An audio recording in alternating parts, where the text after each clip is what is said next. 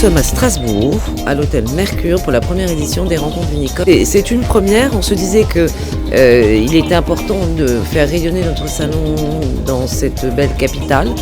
Strasbourg, c'est un pays qui est riche, très riche au niveau de la gastronomie. Il y a beaucoup de belles restaurations, des caves.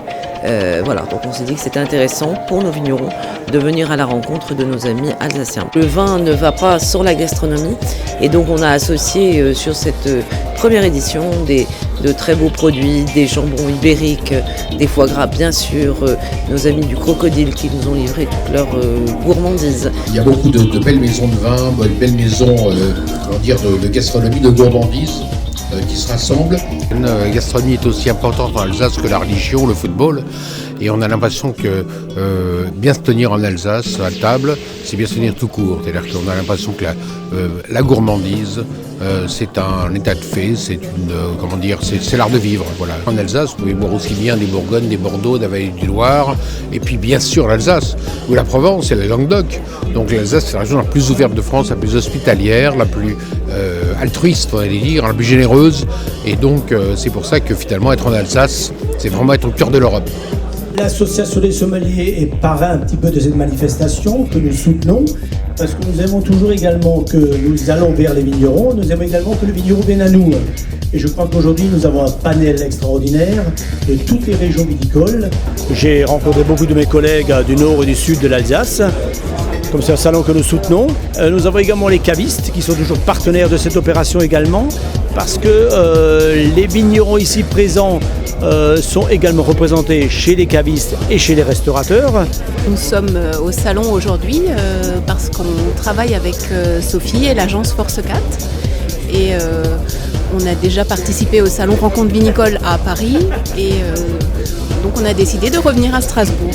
Le salon, c'est aussi l'occasion d'échanger donc avec d'autres viticulteurs d'autres régions et c'est ce qu'on fait régulièrement sur tous les salons et c'est ce qu'on aime faire parce qu'on aime les vins en général.